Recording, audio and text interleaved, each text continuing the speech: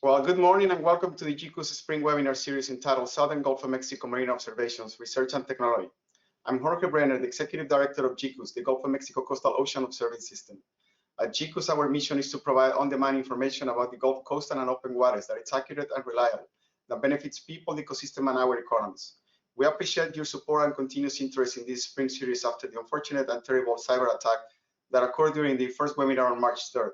I apologize to all of you for the disturbing situation that was beyond our control. Since then, we have worked hard in implementing several actions to hopefully prevent future complications.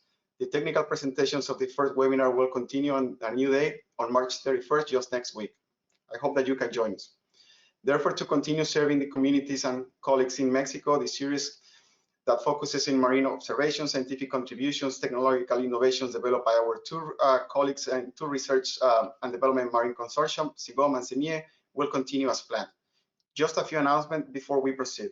Please mind that this event is being recorded. Recordings of these presentations will be available soon through the GCOOS YouTube webpage. There is also an opportunity for you to ask questions. We prefer that you put them in the chat so we can get organized that way. And this is also an opportunity for anyone present here to express their interest in collaborations with our speakers. With this, I'm pleased to introduce my colleague, Dr. Zenon Medina, professor at Texas A&M University and lead of the end-to-end project, who will introduce and moderate the technical presentations of this webinar. Zenon, thank you so much. Good morning, everyone. Can you hear me? Yes. Very good. Well, it is my pleasure to introduce and moderate today's webinar. This is a second edition of what we did about 3 years ago when we hosted here at Texas A&M a webinar and seminar where we introduced for the first time what CIGOM was doing as part of this large and very challenging project in the Gulf of Mexico. So I'm very glad to have this second edition being presented today, and to add to that CEMIE that is now joining the webinar series so that we can also learn what is happening in terms of renewable energy in the Gulf of Mexico. So what I suggest to moderate the webinar is to have each one of the presenters. So they have been asked to have 12 minutes presentation, and then we're going to allocate 5 minutes for questions and answers after each presentation. And if time allows, what I would suggest is that then we can have a sort of a panel question and answers at the very end when each one of the three presenters complete their presentations. So with no further ado, let's start with the first presentation. The first presentation is on circulation models. This is going to be done by Dr. Jorge Zavala Hidalgo. Jorge is the director of the Instituto de Ciencias de la Atmósfera y Cambio Climático en la Universidad Nacional Autónoma de México, UNAM, the National University of Mexico. Dr. Zavala is a physicist and graduated from UNAM's School of Sciences, College of Sciences. He has a master's degree in marine sciences from UNAM and a doctorate in sciences in physical oceanography from the Center for Scientific Research and Higher Education of Ensenada.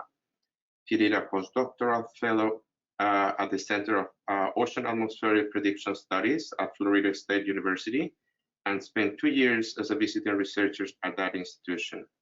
He's currently a full researcher level C and a member of the National System of Researchers 3. He has been editor-in-chief of the magazine Atmosfera, head of the National Tide Services operated by UNAM, general coordinator of the National Meteorological Service, and is currently head of the Institute of Atmospheric Sciences and Climate Change at the UNAM. Welcome, Jorge. Bienvenido. Please. Muchas gracias. Muchas gracias. Thank you very much, Zenon, Jorge, and all the organizers. I'm very, very happy to be here and to present these results, or part of the results of the CIGOM project. Today I'm going to talk about the circulation models, but not in general, but only in a specific product that we have in this big project, which is an atlas that actually has 11 volumes. It was already introduced last week, but I'm going to talk about volume 2, which is related with circulation and also waves, and I will talk only about circulation. And the volume is called Atlas de Línea Base Ambiental del Golfo de México, which is baseline atlas of the Gulf of Mexico. Well, this volume is an impressive tour of a physical process that occurs in the Gulf of Mexico, in which through a set of very carefully designed maps, we characterize the variability of the Gulf circulation, and that make available to identify to the user. So it was a challenge to represent in maps what is something that moves and has a lot of variability. The next, please. Can you help me? The next slide. Yes, thank you. Well, in this one, we see that as the atlas, we see all the volumes that that includes in the atlas and has several aspects of the Gulf of Mexico, including the meteorology, the circulation, biochemical process, etc. And we see in the bottom the link. And as I said, it was delivered developed as part of the deliveries of the project. For the numerical simulation, several models were run in a long term, in particular the NEMO, the ROMS, the HICOM. But for the atlas, we used only the outputs of the HICOM, just to be consistent, but we have the outputs of all the models. And what I mean, it's an effort that is the result of the collaboration of maybe around 300 colleagues. The next one, please. Well, to do the atlas has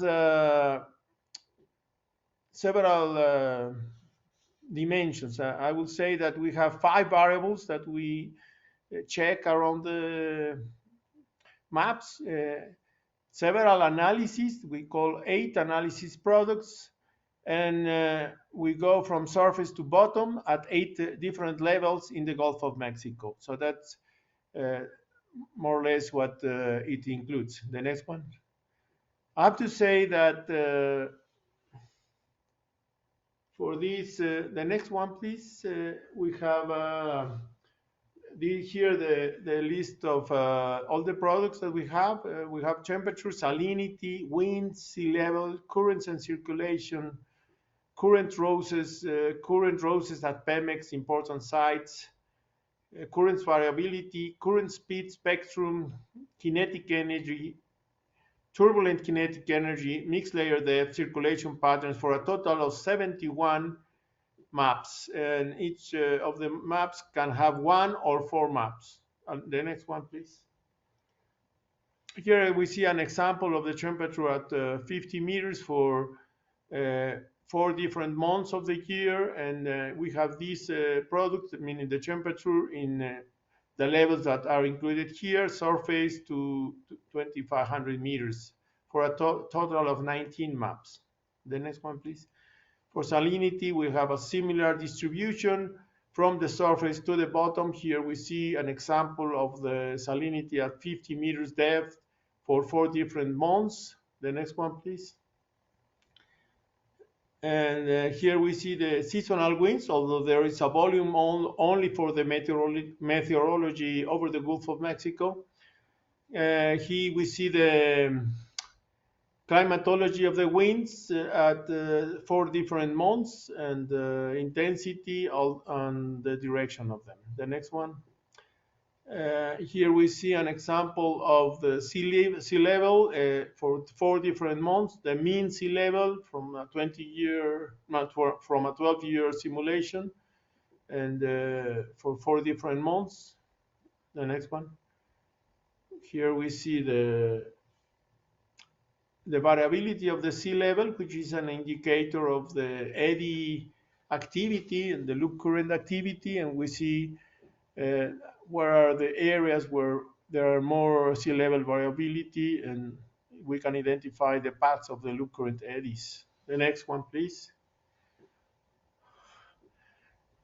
We have currents from surface to 300 meters, and it's a big effort to represent the currents, and the currents that we see here are at 500 meters, 1,000 meters, 2,500, and 3,500.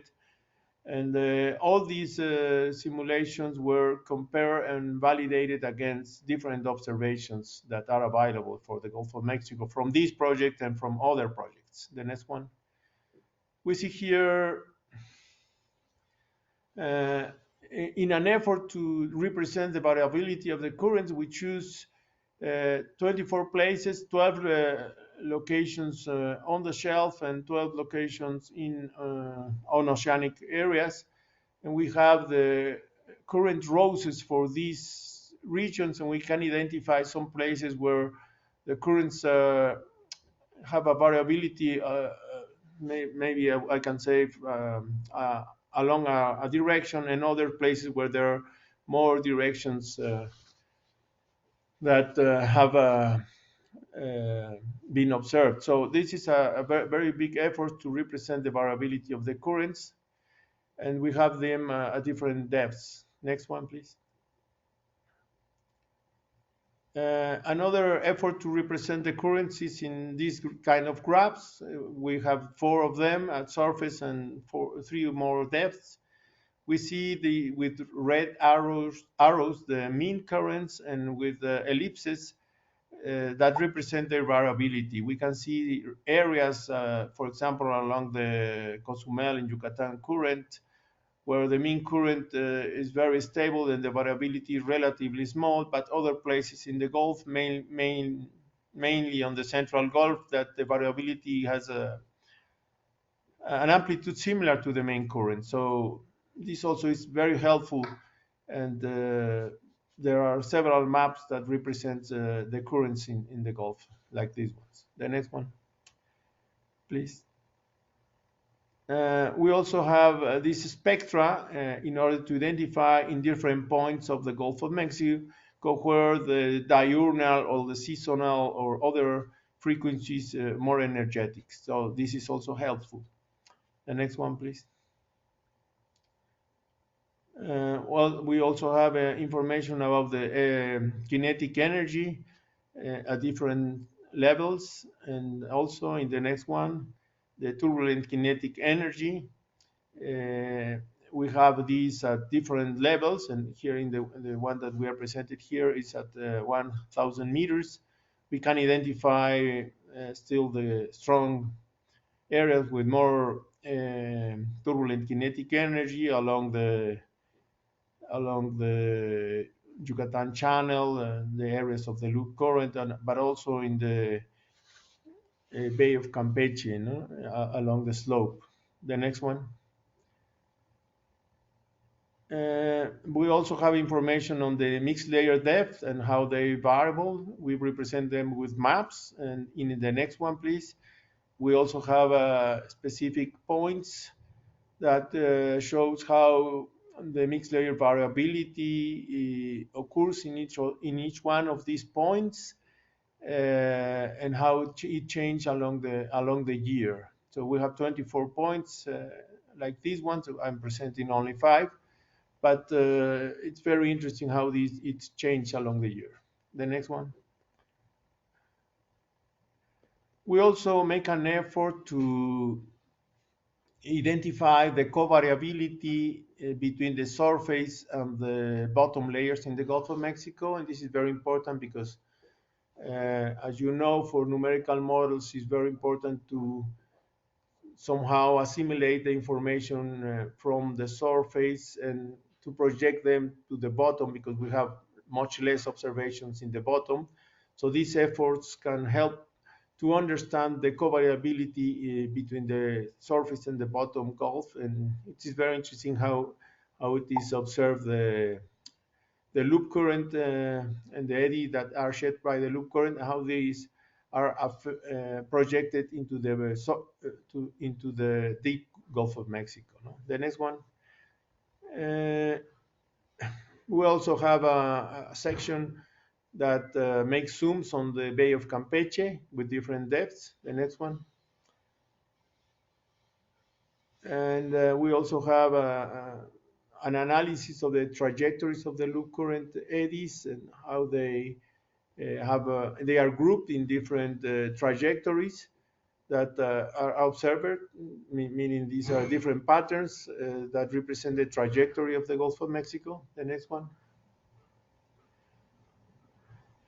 We also have a section for the circulation on the shelves of the Gulf of Mexico, so that we can identify them in an average between the 0 and 10 meters depth. The next one, please.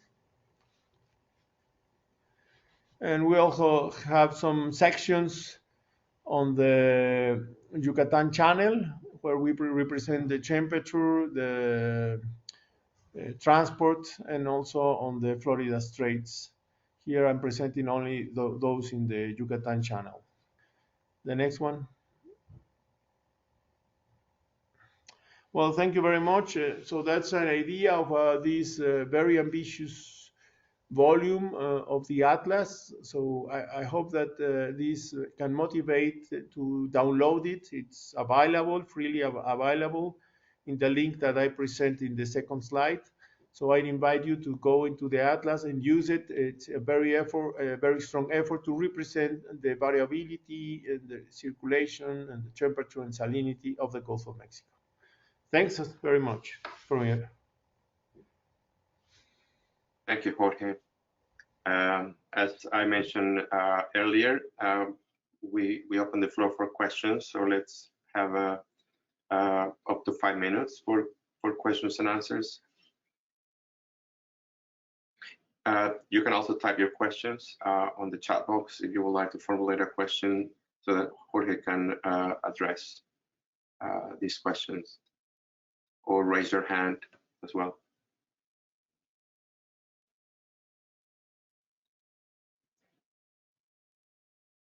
Hello, good morning. I have a question, please. Please go ahead. Thank you very much. I am Manuel Mendoza Carranza from Ecosur Villahermosa. I saw in the maps that the area of Tabasco, Campeche, and part of Veracruz is not clear. How are the current dynamics here? I am working now with exoplankton samples, and I am very interested to find data about the oceanographic dynamic of this coast. Do you have some idea why this is not present in the models, or if exists some data about it?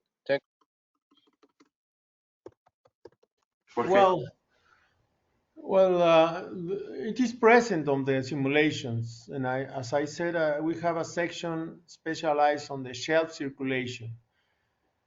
But if you need more resolution, we can provide you with some of the outputs, the data directly. And if you want to get some information, there are some papers that represent the circulation in those areas. In particular, we have from Veracruz 2 or 3 papers with currents that were measured for more than 4 years continuously.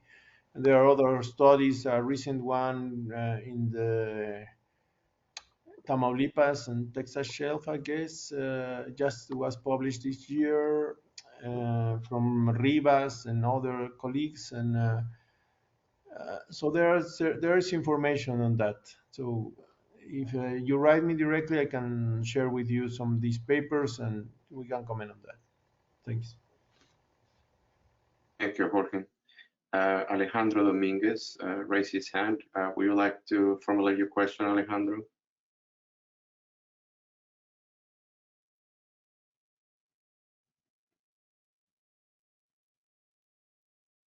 You might need to activate your microphone, I guess.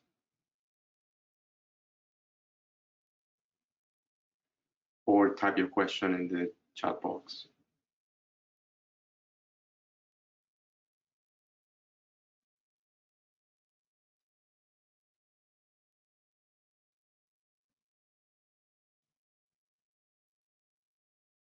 Okay, we don't hear you.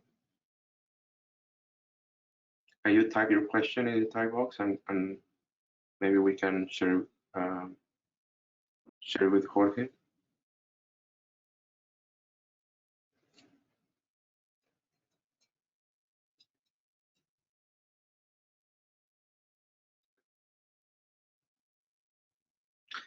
Okay, well, you type your question. I have one question for you, Jorge. What is the time? You mentioned there is a time period in which you use information to generate the forecast. What is that time window? And I guess we anticipate that in recent years, variability and changes on the overall pattern is a major issue. So how do you wait for that in your forecast?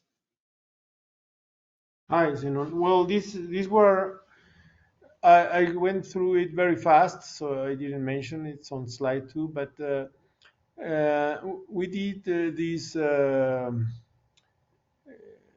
product based on a 20-year simulation. It is a simulation based on realistic surface forcing in the atmosphere, but without data simulation. So that means these are free simulations. And the idea was to let the models to run freely in order to evaluate their performance and tune them. So we tuned them.